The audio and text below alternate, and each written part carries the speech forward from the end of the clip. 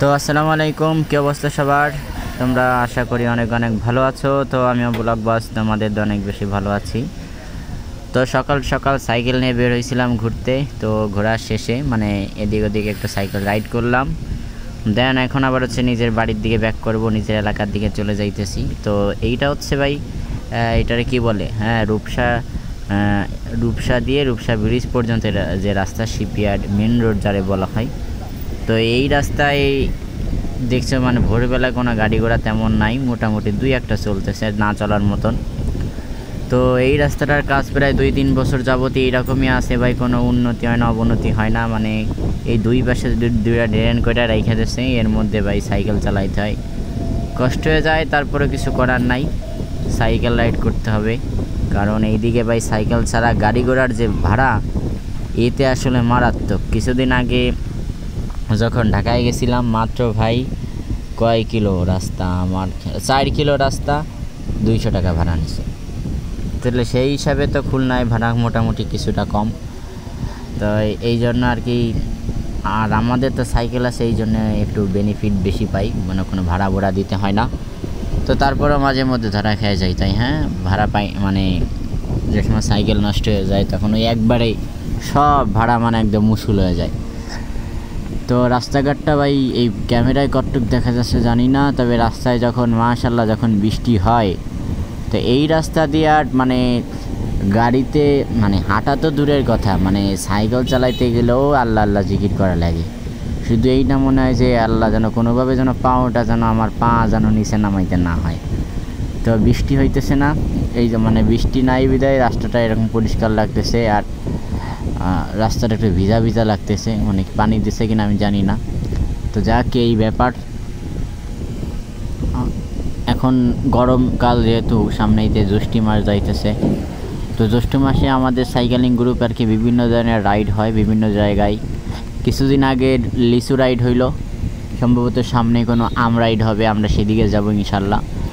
তো তোমাদের তখন হয়তো ভিডিওগুলো আমি নতুন করে তখন আবার দিতে পারবো, এই জন্য আর কি আমার সাথে কিন্তু থাকতে হবে তোমাদের। আর তোমরা যারা আমার ভিডিওগুলো দেখো অবশ্যই কিন্তু একটা সাবস্ক্রাইব করে দিও, আর যদি ভিডিওটা ভালো লাগে একটা লাইক করে দিতে পারো। তো এই আর কি, লাইক না করলে তো ভাই কিছু হয় না। বিশেষ করে এই যে রাস্তাটা সে কিছুদিন আগে ওই যে এক নৌবাহিনীর অফিসার আসলো, সে দেখলাম যে এর যে ঠিকাদার তারা ডাইকে নিয়ে বেশি কথা বলতেছে যে রাস্তা এরকম এখনও ঠিক করেন না, কি জন্য রাস্তা ভালো হয় না কেন। তো এখন তারপরে গতকালকে দেখলাম যে দেখলাম যে বড় বড় কিছু গাড়ি আনছে রাস্তা ঠিক করার জন্য। কত সময় করবে, মানে কতটুক করবে জানি না, না করলে আর কি আর করার। তো আমি সামনে যাই, ডাইনাতে ঢুকবো এখনই। তো এইটাও ছিল রূপসা পুলিশ ফাঁড়ি, ঢুকে যাইতে হবে এই রাস্তায়। বিশেষ করে এই মোড়টায় ভাই 2-3টা অ্যাক্সিডেন্ট হয়েছে, তারপর থেকে এই মোড়টা বড় বানাইছে। মানে এই রাস্তা যে এইটা একসময় ছোটো ছিল, প্রচুর পরিমাণে অ্যাক্সিডেন্ট হইতো, আমি নিজেই 2-3টা অ্যাক্সিডেন্ট দেখছি এইখানে। তো ভাই রাস্তাঘাট এই ভোরবেলা যে ভাই ওয়েদারটা এত সুন্দর লাগে যা আসলে ভাষায় বোঝানো যাবে না।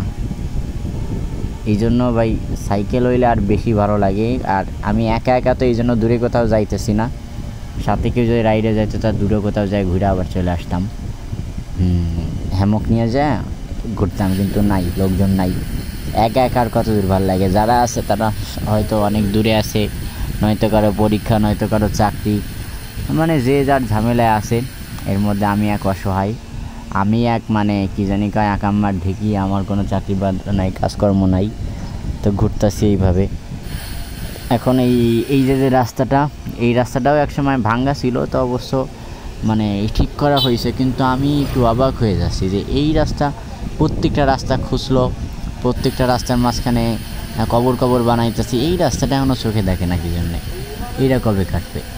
সব রাস্তা ভাই মানে পুরো একদম শেষ, কত সুন্দর ভাই রাস্তা করে দিয়েছে, এই যদি আবার খসে ভাই তাহলে কেমনটা লাগবে কোন।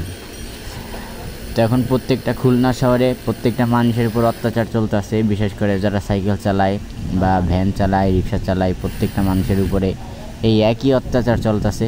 তো আমি বাম দিকে চলে যাব, বাজারের ভিতর দিয়া এদিকে চলে যাইতে হবে, নয় আমি আর ওই দিকে যাব না, এইখান দিয়ে দেন সামনের দিকে যাব।